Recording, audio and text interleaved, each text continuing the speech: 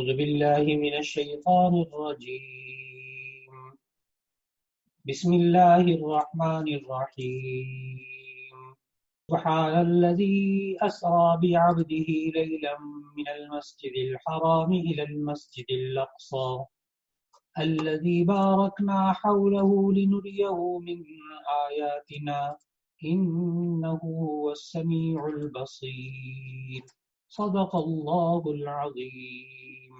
قرآن مجید کے مضامین کے خلاصے کے سلسلے میں آج 15ویں پارے کا آغاز ہو رہا ہے۔ 15ویں پارے کے آغاز میں ہی سورہ بنی اسرائیل کا آغاز ہو رہا ہے۔ سورہ بنی اسرائیل، اس کا دوسرا نام سورۃ الاسراء بھی ہے۔ اس کو سورہ بنی اسرائیل اس لیے کہتے ہیں کہ اس میں بنی اسرائیل کا تذکرہ ہے، اس لیے سورت کا نام سورہ بنی اسرائیل رکھا۔ یہ نام قرآن مجید میں 15ویں پارے کی آیت 101 میں موجود ہے۔ فَاسْأَلْ بَنِي إِسْرَائِيلَ، اور پھر سورہ اسراء اس کا نام اس لیے رکھا گیا کہ اس کی پہلی آیت میں اللہ تعالیٰ نے اسراء کا ذکر کیا۔ اسراء کا معنی ہوتا ہے راتوں رات چلنا، راتوں رات سفر کرنا۔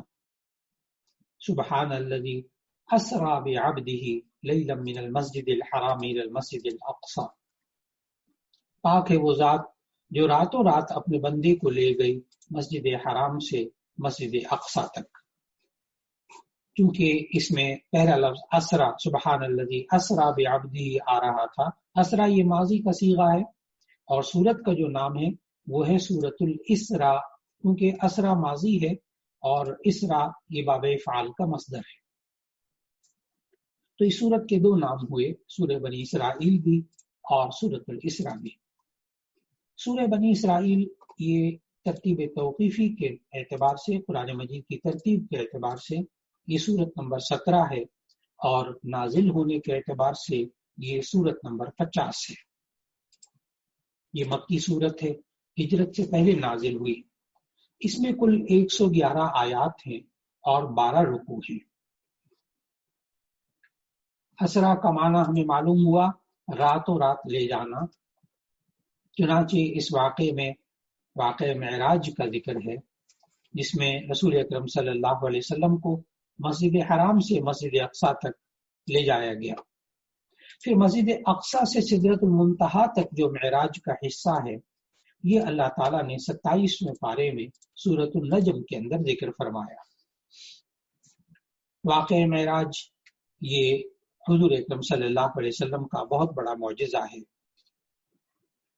اور ہمارا ایمان ہے کہ یہ واقعہ جو معراج ہے یہ نبی صلی اللہ علیہ وسلم کو بیداری کی حالت میں پیش آیا، اور نبی صلی اللہ علیہ وسلم نے نبی صلی اللہ علیہ وسلم کو معراج کے سفر کے دوران بہت سے واقعات دکھائے۔ اس سورت کی پہلی آیت میں واقعہ معراج ہی کی طرف اشارہ ہے کہ پاک ہے وہ ذات جو اپنے بندے کو راتوں رات مسجد حرام سے مسجد اقصی تک لے گئی۔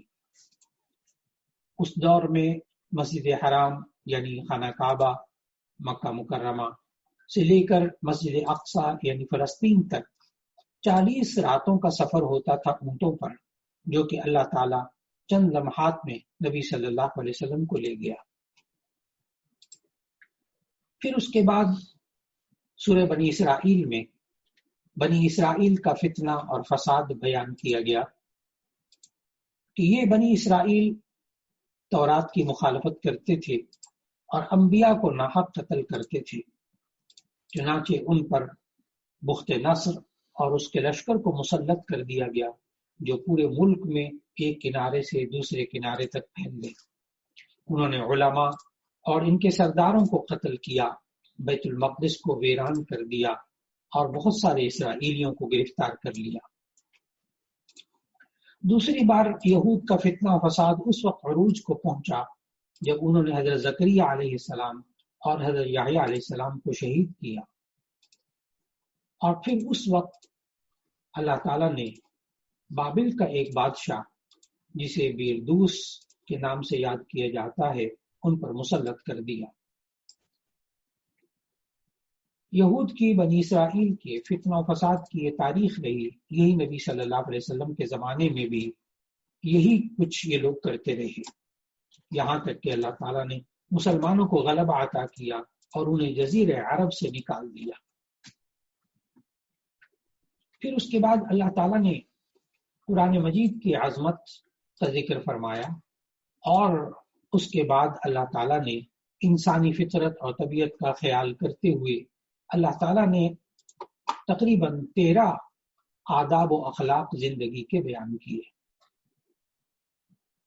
آیت نمبر 23 سے آیت نمبر 39 تک اللہ تعالیٰ نے جو 13 آداب زندگی بیان فرمائے وہ ہماری زندگیوں کے لیے ایک اہم ترین زندگی کا گوشوارہ ہے، زندگی کے لیے نصیحتوں کا ایک پورا کا پورا پروگرام ہے۔ آیت نمبر 23 سے 39 تک جن 13 اسلامی آداب و اخلاق کو بیان کیا گیا ان میں سے ایک یہ کہ اللہ کے سوا کسی کی عبادت نہ کرو، اور دوسرا یہ کہ والدین کے ساتھ اچھا سلوک کرو، تیسرا یہ کہ رشتہ داروں، مسکینوں اور مسافروں کو ان کا حق دو، نمبر 4 مال کو فضول خرچی میں نہ اڑاؤ، نمبر 5 نہ اتنی کنجوسی کرو اور نہ اتنا کھلا ہاتھ رکھو کہ کل کو پچھتانا پڑے، نمبر 6 اپنی اولاد کو مفلسی کے ڈر سے قتل نہ کرو، نمبر 7 جاندار کو ناحق قتل نہ کرو، نمبر 8 یتیم کے مال میں ناجائز عمل دخل نہ کرو، نمبر 9 وعدہ کرو تو اسے پورا کرو، نمبر 10 ناقتل میں پورا دیا کرو اور لیا کرو، نمبر 11 جس چیز کے بارے میں تمہیں تحقیق نہ ہو اس کے پیچھے نہ پڑا کرو، نمبر 12 زمین پر اکڑ کر نہ چلو، نمبر 13 اللہ تعالیٰ کے ساتھ کسی کو معبود نہ بناؤ، اس کے ساتھ کسی کو شریک نہ کرو۔ اللہ تعالیٰ نے سورہ بنی اسرائیل کے اندر جہاں ہمیں بہت سے آداب زندگی کے سکھائے، وہاں اللہ تعالیٰ نے ہمیں آیت نمبر 23 اور 24 کے اندر خاص طور پر جب ماں باپ بوڑھے ہو جائیں تو ان کے ساتھ اچھا سلوک کرنے کا طریقہ بتایا۔ اللہ تعالیٰ نے سورہ بنی اسرائیل کی آیت نمبر 23 اور 24 میں جب ماں باپ بوڑھے ہو جائیں تو ان کے ساتھ کیسا سلوک رکھنا چاہیے، یہ ہمیں واضح طور پر 5 اصول اللہ تعالیٰ نے بتائے آیت نمبر 23 اور 24 میں۔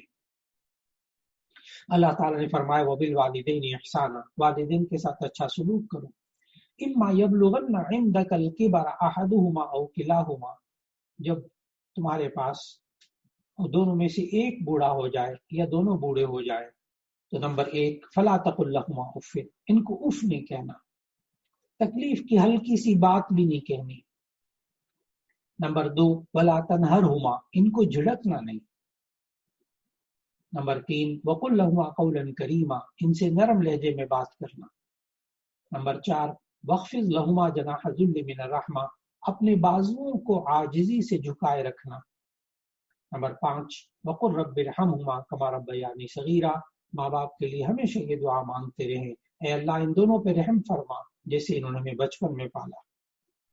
آج بھی جب ماں باپ بوڑھے ہو جائیں، گھر کے حالات میں ہمیں کچھ پیچیدگیاں نظر آئیں، ہم گھر کے حالات کو درست کرنا چاہیں تو آج بھی آیت نمبر 23 اور 24 کا مطالعہ کیجئے، تلاوت کیجئے، اس میں آنے والے 5 اصولوں پر عمل کیجئے، اللہ تعالیٰ اس گھر کے حالات کو درست کر دے گا۔ اللہ تعالیٰ سے زیادہ کوئی ماہر نفسیات نہیں ہو سکتا، کوئی ماہر اخلاقیات نہیں ہو سکتا۔ اللہ تعالیٰ کے احکام پر عمل کرنے سے ہم گھر کے حالات کو درست رکھ سکتے ہیں۔ اس کے بعد کی آیت نمبر 40 میں اللہ تعالیٰ نے مشرکین کے چند اور عقائد بتائے۔ ایک تو یہ کہ وہ اللہ تعالیٰ کی طرف بیٹیوں کی نسبت کرتے تھے، اور دوسرا مشرکین مکہ کے بارے میں یہ بتایا کہ یہ آخرت کی زندگی کا انکار کرتے ہیں اور یہ کہتے ہیں کیا جب ہم مر کر بوسیدہ ہڈیاں ہو جائیں گے تو کیا ہمیں نئے سرے سے پیدا کیا جائے گا۔ آیت نمبر 49 میں اللہ تعالیٰ نے پھر جواب دیا کہ ہاں ہم تمہیں ایک طرح سے نئے سرے سے پیدا کرتے ہیں جبکہ تمہارا وجود نہیں تھا، تو ایسی صورت میں دوبارہ زندہ کرنا اللہ تعالیٰ کے لیے بہت آسان ہے۔ تیسری بات اللہ تعالیٰ نے یہاں یہ بتائی کہ یہ مشرکین مکہ نبی صلی اللہ علیہ وسلم سے معجزات کا مطالبہ کرتے رہتے ہیں۔ کبھی کہتے ہیں ہم تب ایمان لائیں گے، جیسے آیت نمبر 90 سے لے کے 93 تک یہ باتیں مذکور ہیں، کہ کبھی کہتے کہ ہم تب ایمان لائیں گے جب آپ نبی صلی اللہ علیہ وسلم ہمارے لیے زمین سے چشمہ جاری کر دیں، کبھی کہتے کھجوروں اور انگوروں کا باغ لہلہا دیں، کبھی کہتے کہ ہمارے اوپر آسمان کا ٹکڑا گرا دیں، کبھی کہتے ہیں اللہ اور فرشتوں کو ہمارے سامنے لے آئیں، کبھی کہتے ہیں تم اپنے لیے سونے کا گھر بنا کر دکھاؤ اگر تم نبی ہو، کبھی جو ہے وہ یہ کہتے ہیں ہمارے سامنے آسمان پر چڑھ جاؤ، وہاں سے کوئی تحریر و ہدایت لے کر آؤ۔ عجیب و غریب قسم کی وہ جو معجزات یا یوں کہہ دیجئے کہ حیران کن باتیں طلب کرتے تھے۔ اللہ تعالیٰ نے سمجھایا کہ آپ ان لوگوں کے سامنے یہ کہہ دیجئے میں اللہ کا نبی ہوں، اور کوئی بات بھی اللہ کے حکم کے مطابق نہ کہہ سکتا ہوں نہ کر سکتا ہوں۔ پھر اس کے بعد اللہ تعالیٰ نے آیت نمبر 82 سے لے کر 88 تک قرآن حکیم کی عظمت و صداقت کا تذکرہ کیا، قرآن مجید کے نازل ہونے کے مقاصد بتائے۔ پھر اس کے بعد آیت نمبر 61-65 میں اللہ تعالیٰ کی طرف سے انسان کو جو عزت دی گئی اس کا ذکر کیا اور روح کا ذکر کیا، اور پھر اس کے بعد اللہ تعالیٰ نے بتایا کہ لوگ یہ آپ سے سوال کرتے ہیں روح کے بارے میں، یسألونک عن الروح، تو آپ کہہ دیجئے قل الروح من امر ربی، کہ روح میرے رب کا حکم ہے۔ پھر آیت نمبر 78 اور 79 میں نبی صلی اللہ علیہ وسلم کو نماز تہجد کا حکم دیے جانے کا ذکر کیا۔ دراصل نبی صلی اللہ علیہ وسلم پر تہجد 5 نمازیں فرض ہونے سے پہلے فرض تھی تہجد کی نماز، بعد میں جب 5 نمازیں فرض ہو گئی تو پھر یہ تہجد کی نماز نفل اور سنت کا درجہ رہ گئی۔ پھر اس کے بعد آیت نمبر 101 سے 104 تک اللہ تعالیٰ نے موسیٰ علیہ السلام اور فرعون کا قصہ ذکر کیا۔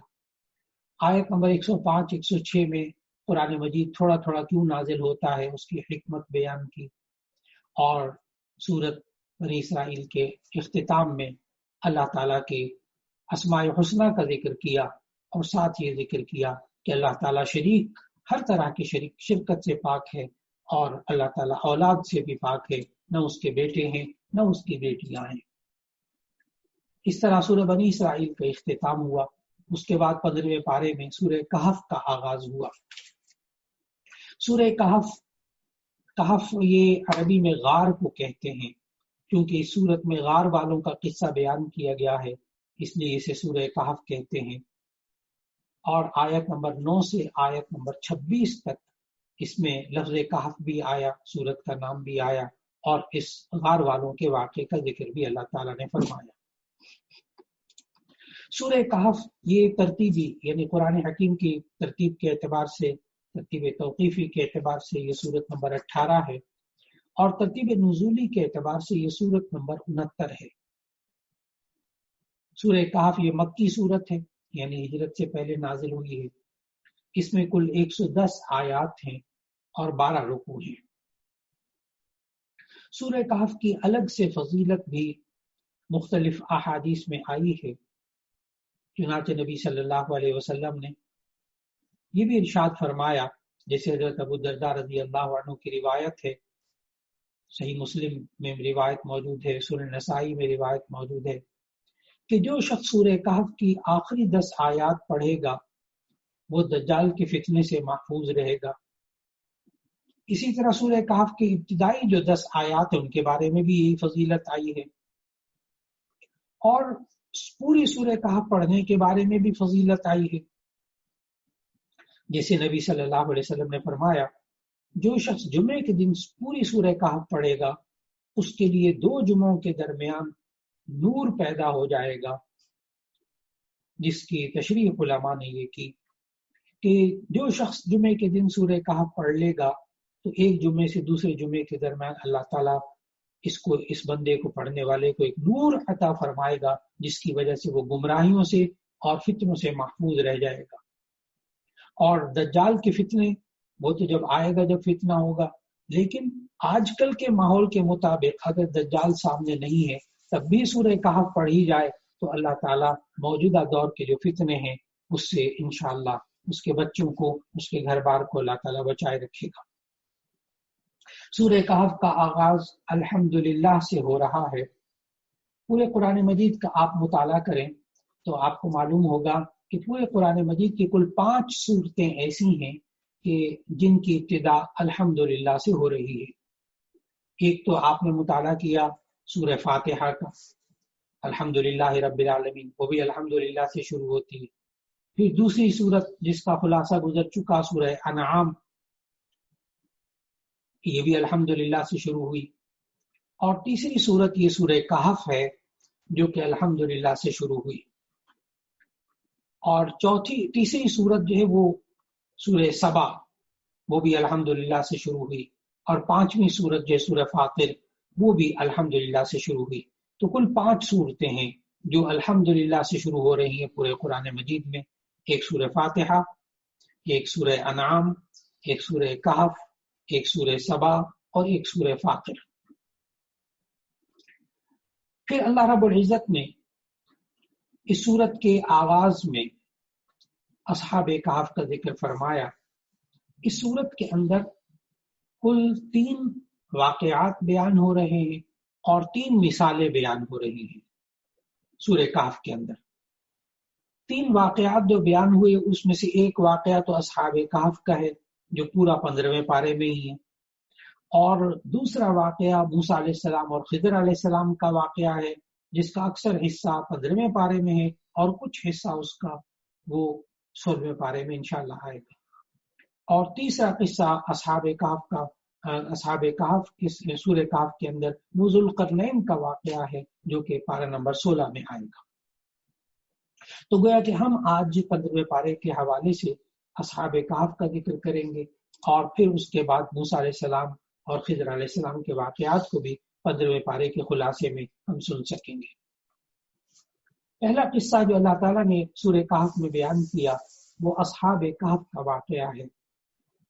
یہ چند صاحب ایمان نوجوان تھے جنہیں ایک بادشاہ جس کا نام دقیانوس تھا، وہ دقیانوس بادشاہ جو تھا ان نوجوانوں کو، ایمان والے نوجوانوں کو بت پرستی پر مجبور کرتا تھا اور ہر ایسے شخص کو قتل کرتا تھا جو کہ اس کی شرکیہ باتوں کو قبول نہیں کرتے تھے. ان نوجوانوں کو ایک طرف مال و دولت کے انبار، اونچے عہدوں پر تقرر اور معیار زندگی کی بلندی جیسی ترغیبات بھی دی گئی. دوسری طرف ان نوجوانوں کو اس بادشاہ نے، اب ان کی حکومت نے ڈرایا، دھمکایا، جان سے مارنے کی دھمکیاں دی کہ بادشاہ کی جو شرکیہ باتیں ان کو مانو. چنانچہ اللہ تعالیٰ نے قرآن مجید میں ہمیں بتایا کہ نوجوانوں نے اپنے ایمان کی حفاظت کرنے کے لیے چلتے چلتے شہر سے بہت دور ایک پہاڑ کی غار تک پہنچ گئے. کہف عربی میں غار کو کہتے ہیں، اسی لیے اس کا نام سورہ کہف ہے اور اس واقعے کو غار والوں کا واقعہ یعنی کہف والوں کا واقعہ کہلاتا ہے. اللہ تعالیٰ نے ہمیں قرآن مجید میں بتایا کہ ان نوجوانوں نے غار میں پناہ لینے کا ارادہ کیا. جب غار میں داخل ہو گئے تو اللہ تعالیٰ نے انہیں گہری نیند سلا دیا، یہاں تک کہ وہ 309 سال تک سوتے رہے. جب وہ کئی 300 سال کے بعد جب وہ بیدار ہوئے، ظاہر حکومت بھی بدل چکی تھی، تو اللہ تعالیٰ نے ہمیں قرآن مجید میں بتایا کہ جب نیند سے بیدار ہوئے تو کھانے کی فکر ہوئی. ان میں سے ایک کھانا خریدنے کے لیے شہر آیا، وہاں اسے پہچان لیا گیا کیونکہ 3 صدیوں میں حالات بدل چکے تھے، وہ کرنسی سکہ بدل چکا تھا اور وہ مشرکوں کی جو حکومت تھی وہ ختم ہو چکی تھی اور اس وقت جو ہے وہ ایمان والوں کی حکومت تھی. ایمان کی خاطر اپنے گھر بار کو چھوڑنا اور اپنے ایمان کو بچانے کے لیے یہ ساری بات اللہ تعالیٰ نے اس قصے کے اندر ذکر فرمائی. اس قصے سے جو سبق حاصل ہوتا ہے وہ یہ کہ مومن کو ایمان کے سلسلے میں بڑا حساس ہونا چاہیے. اگر کبھی مادیت اور ایمان میں سے دونوں میں سے کسی ایک کے انتخاب کرنے کا مرحلہ آئے تو اسے ایمان کی حفاظت کرنی چاہیے۔ اور ان نوجوانوں کے بارے میں اللہ تعالیٰ نے ہمیں مر کر دوبارہ جی اٹھنا، اس کی بہترین مثال بھی اس واقعے کے اندر ہمیں سمجھائی کہ یہ وہی اللہ ہے جس نے ان کو 300 سال تک اس غار کے اندر پڑا رہنے دیا، نہ کھانے کی ضرورت پیش آئی، نہ پینے کی ضرورت پیش آئی۔ ایک طرح سے اللہ نے ان کو موت دی ہوئی تھی، دوبارہ ان کو اللہ نے زندہ کیا۔ اسی طرح اللہ تعالیٰ پوری انسانیت کو ایک دفعہ موت دینے کے بعد دوبارہ زندہ کرے گا، اور پھر انسان کے اعمال کا بدلہ جو ہے وہ اسے ملے گا۔ ان اصحاب کہف کے واقعے کے بعد پھر اگلا واقعہ موسیٰ اور خضر علیہ السلام کا واقعہ ہے، لیکن اس کے درمیان اللہ تعالیٰ نے 3 مثالیں بھی بیان فرمائیں انسانوں کو سمجھانے کے لیے۔ اللہ تعالیٰ نے آیت نمبر 31 میں پہلی مثال دی اور فرمایا کہ 2 مردوں کی مثال دیتے ہوئے آیت نمبر 31 سے آیت نمبر 44 تک اللہ تعالیٰ نے یہ باغوں والا واقعہ بتایا۔ اللہ تعالیٰ نے ان آیات میں سمجھایا کہ ان دونوں میں سے ایک شخص ایسا تھا جو کہ انتہائی قیمتی باغ اور پھلوں والے باغ کا مالک تھا۔ ان باغات کے علاوہ مال و دولت کے اور بہت زیادہ اس کے پاس وسائل تھے۔ دولت کی کثرت نے اس انسان کو فخر اور غرور اور تکبر میں مبتلا کر دیا۔ وہ بڑے بڑے دعوے کرنے لگا، اسے غلط فہمی ہو گئی تھی کہ یہ مالداری اسے ہمیشہ حاصل رہے گی، کبھی زوال نہیں آئے گا، اور پھر یہاں تک اس کا خیال تھا کہ قیامت قائم ہی نہیں ہوگی، اور اگر ہو بھی گی تو مجھے وہاں خوشحالی ملے گی۔ دوسرا مرد جو تھا وہ ایماندار تھا، ایمان والا تھا۔ اس ایمان والے دوست نے اس کو سمجھانے کی کوشش کی کہ اسباب کو خدا کا درجہ مت دو، یہ تمہارا مال و دولت یہ خدا نہیں ہے، یہ باغات خدا نہیں ہے، انہیں سب کچھ نہ سمجھو، اللہ کو ہرگز نہ بھولو، اس کائنات میں وہی کچھ ہوتا ہے جو اللہ چاہتا ہے۔ لیکن وہ جو پہلا باغ کا مالک تھا، دولت نے اس کی آنکھوں پہ ایسی پٹی باندھ دی تھی کہ اس کو یہ باتیں سمجھ میں نہیں آتی تھی۔ اللہ تعالیٰ نے سمجھایا ہمیں ان آیات کے اندر کہ پھر ایسا ہوا کہ اس متکبر شخص پر اللہ کا عذاب آیا اور اس کے باغات جل کر کوئلہ ہو گئے۔ تباہی اور بربادی کے بعد وہ پچھتانے لگا، کہنے لگا اے کاش میں نے شرک نہ کیا ہوتا اور اسباب کو خدا کا درجہ نہ دیا ہوتا۔ لیکن اللہ تعالیٰ نے سمجھایا کہ پھر اس کے یہ پچھتاوا کوئی کام نہ آیا۔ چنانچہ معلوم ہوا کہ ہمیں اسباب اختیار تو کرنے چاہیے، لیکن اسباب پر ایمان نہیں رکھنا چاہیے، اسباب کو خدا نہیں سمجھنا چاہیے۔ مال و دولت اللہ دے دے تو ہمیں شکر کرنا چاہیے، اللہ کے حکم کے مطابق اس مال کو استعمال کرنا چاہیے۔ یہ اللہ تعالیٰ نے ہمیں اس مثال سے سمجھایا اور ہمیں بتایا کہ یہ سب نعمتیں اللہ ہی کی دی ہوئی ہیں، یہ انسان اللہ کی نعمتوں کو اللہ کے حکم کے مطابق استعمال کرے۔ اور اس مثال سے سمجھایا کہ دنیا کی مال و دولت، اسباب آ جائیں، پیسہ آ جائے، اچھے حالات ہو جائیں، باغات ہو جائیں، تو ایسی صورت میں انسان کو فخر و غرور اور تکبر میں مبتلا نہیں ہونا چاہیے۔ پھر دوسری مثال اللہ تعالیٰ نے آیت نمبر 45 سے بیان کی۔ اللہ تعالیٰ نے فرمایا کہ ایک یہ بھی مثال ہے کہ دنیا کی زندگی کی مثال ایسی ہے جیسے ایک زمین ہو اور اس میں سے پیداوار اگتی ہو۔ اللہ تعالیٰ نے کہا آسمان سے ہم نے پانی برسایا، زمین کی اندر پیدا کرنے کی صلاحیت ابھاری، پھر ایک وقت ایسا آتا ہے سب کچھ سوکھ کر چورا چورا ہو جاتا ہے، ہوا کے جھونکے اسے اڑا کر منتشر کر دیتے ہیں۔ تو کون سی بات ہے جس کے کرنے پر اللہ قادر نہیں ہے؟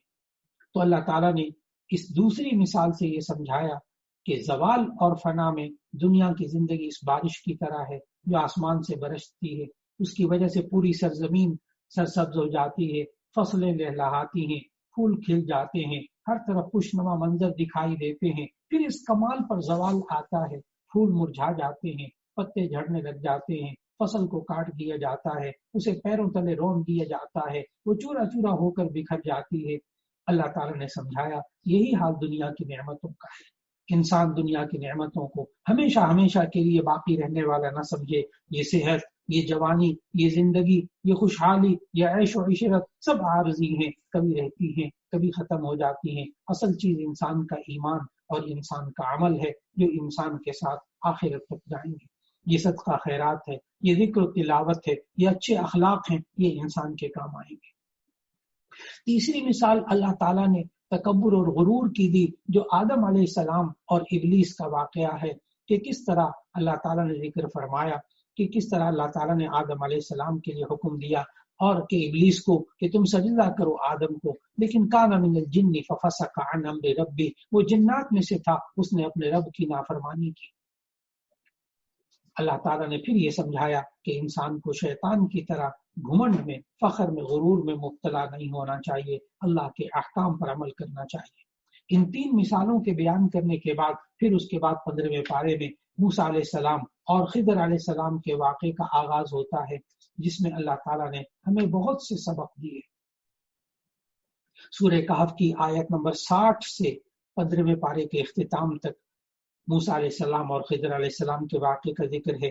پھر 16ویں پارے کے آغاز میں بھی حضرت موسیٰ اور خضر کے اس واقعے کا کچھ حصہ موجود ہے۔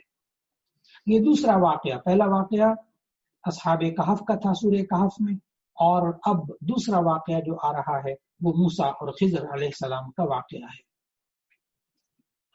اللہ تعالیٰ نے موسیٰ علیہ السلام کو جب یہ اطلاع دی کہ سمندر کے کنارے ایک ایسے صحاب رہتے ہیں جن کے پاس ایسا علم ہے جو آپ کے پاس نہیں ہے۔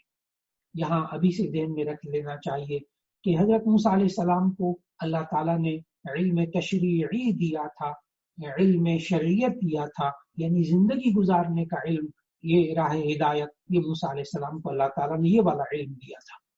لیکن خضر علیہ السلام کے پاس تکوینی علم تھا۔ تکوینی علم کہتے ہیں یہ ایسا ہوگا، ایسا ہونا چاہیے، اب آگے جا کر ایسا ہوگا، یہ حالات بنیں گے۔ یہ تکوینی علم جو ہے یہ اللہ تعالیٰ نے خضر علیہ السلام کو دیا ہوا تھا۔ تو اللہ تعالیٰ نے موسیٰ علیہ السلام سے کہا کہ سمندر کے کنارے ایک ایسے صاحب رہتے ہیں جن کے پاس ایسا علم ہے جو آپ کے پاس نہیں ہے۔ تو حضرت موسیٰ علیہ السلام ان کی تلاش میں نکل کھڑے ہوئے اور چلتے چلتے سمندر کے کنارے پہنچ گئے۔ یہاں ان کی ملاقات حضرت خضر علیہ السلام سے ہوئی، اور موسیٰ علیہ السلام نے خضر علیہ السلام سے کہا کہ مجھے آپ نے ساتھ رہنے کی اجازت دے دیں، لیکن انہوں نے اس شرط کے ساتھ اجازت دی کہ آپ کوئی سوال نہیں کریں گے۔ موسیٰ علیہ السلام سے کہا خضر علیہ السلام نے، آپ مجھ سے سوال کوئی نہیں کریں گے، وعدہ کر لیا۔ لیکن پھر 3 عجیب واقعات پیش آئے جن کا ذکر اللہ تعالیٰ نے ان آیات میں کیا۔ پہلا واقعہ یہ پیش آیا کہ حضرت خضر علیہ السلام نے ایک کشتی جو اچھی بھلی کشتی تھی اس کے ایک تختے کو اکھیڑ ڈالا، اور جس کے مالکان نے اس کشتی میں ان دونوں کو بغیر کرائے کے بٹھایا تھا۔ اس پر موسیٰ علیہ السلام پھر الجھے کہ ایک بغیر کرائے کے ایک بندے نے بٹھایا ہے، احسان کیا ہے، اور اسی کے کشتی کے ایک تختے کو اکھیڑ ڈالا۔ دوسرا واقعہ یہ پیش آیا جو اللہ تعالیٰ نے ذکر کیا کہ خضر علیہ السلام نے ایک معصوم بچے کو قتل کر دیا۔ تیسرا واقعہ یہ پیش آیا کہ ایک گاؤں میں گزرے موسیٰ اور خضر، تو ایک بوسیدہ دیوار تھی، وہاں اس گاؤں والوں نے ان کا اکرام بھی نہیں کیا، کھانا وانا بھی نہیں کھلایا، لیکن ان کی ایک گرتی ہوئی دیوار تھی، اس کو بغیر پیسوں کے حضرت خضر علیہ السلام نے دوبارہ ٹھیک کر دیا، دوبارہ تعمیر کر دی۔